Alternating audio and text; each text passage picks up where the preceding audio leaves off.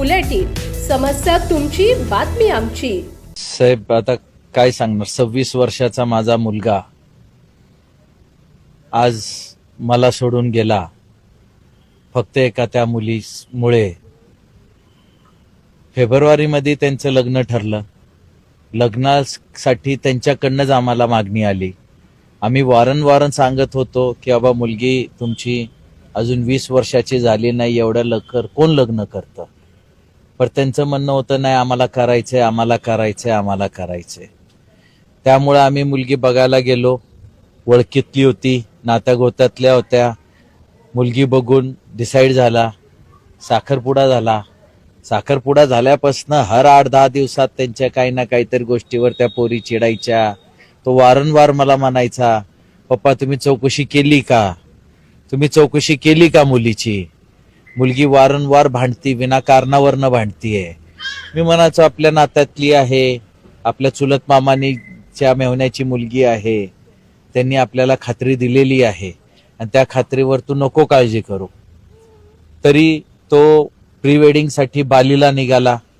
बालीला फक्त 4च लोक गाडीत होते, मुलगी, मुलगीचा भाऊ, माझा मुलगा आणि माझी मुलगी. गाडीमधनं त्याचा पासपोर्ट चोरी झाला. एअरपोर्टला बघितलं जाऊन, सगळं काही बॅगेतनं करन्सी होती, क्रेडिट कार्ड होते, सगळं काही होतं, फक्त त्याच्या एकट्याचा पासपोर्ट चोरी झाला. ते बालीला जाऊ नाही शकले, परत आले. वारंवार ही मुलगी फक्त एकच करायची की लोहगड किल्ल्यावर जायचंय, लोहगड किल्ल्यावर जायचंय, लोहगड किल्ल्यावर जायचंय. एकदा गेले, दुसऱ्यांदा आम्ही नाही पाठवलं, तिसऱ्यांदा पुन्हा जिद करून बसली की माझी मित्रांची पार्टी आहे, आम्ही तिथं बर्थडे सेलिब्रेशन करू, मला पाठवा, मला पाठवा. माझी मिसेस त्याला वारंवार सांगायची काही काम नाही किल्ल्यावर, काही काम नाही, पर ती ऐकली नाही. 2दा ते जाऊन आल्यानंतर तिसऱ्यांदा पुन्हा जिद करायला लागले जायची.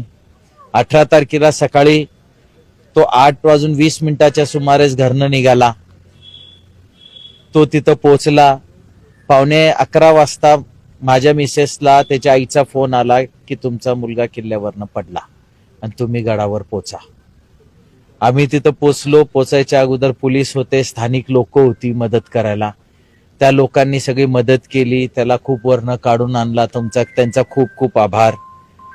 पर आल्यानंतर हॉस्पिटलमध्ये घेऊन गेले पोलिसांनी. तिथं डॉक्टरनी घोषित केलं की तो मृत आहे. आमच्या काही लक्षातच यायला तयार नाही की एवढा शार्प मुलगा असा क्लिटवर जाऊन पडूच नाही शकत. पडायचं काही कारणच नाही. एवढा मोठा लोहगड किल्ला आहे, सगळीकडे रेलिंग आहेत, कठडे बांधलेले आहेत, पडायचं काही कारण नाही. त्यानंतर आम्ही तिथं जाऊन 2-3 दिवसानंतर स्वतः पाहणी पण केली, तर आमच्या लक्षात आलं की तो पडू नाही शकत. मग आम्ही आणि पोलिसांनी सगळी इन्व्हेस्टिगेशन केली. इन्व्हेस्टिगेशन मध्ये खूप काही सत्य बाहेर आलंय. त्या पोरासंगत अफेअर होता. ती त्या संगत फिरायला सुद्धा उदयपूरला गेली होती. अजून पण त्याचे खूप पोरांसोबत अश्लील चॅटिंग आहेत. हे कळायला भाग नाही की त्यांचे किती पोरासोबत त्या पोरीचे काय आहे काय नाही, आम्हाला कळायला भाग नाही. आता इन्व्हेस्टिगेशन मध्ये निघेल. त्यांनी त्या पोराला 18 तारखेला तिथं बोलवलं आणि त्याला सांगितलं की त्याला तिथं धक्का मार. त्याप्रमाणे त्या दोघांनी मिळून माझ्या पोराचा धक्का मारून खून केला आहे. आणि मी आता फक्त न्यायमूर्ती समोर आणि सगळ्या समाजाच्या आणि सगळ्या दुनियांसमोर माझ्या पोराच्या न्यायासाठी सगळ्यांशी भीक मागतोय की त्याला न्याय भेटावा. माझा मुलगा तर आज आम्हाला सोडून 26 वर्षाचा निघून गेला. फक्त त्याच्या न्यायासाठी आज मी सगळ्यांसमोर फिरतोय आणि माझी सगळ्यांना विनंती आहे, कृपया त्याच्या न्यायासाठी लोकांनी पुढे यावे आणि माझी मदत करावी. धन्यवाद.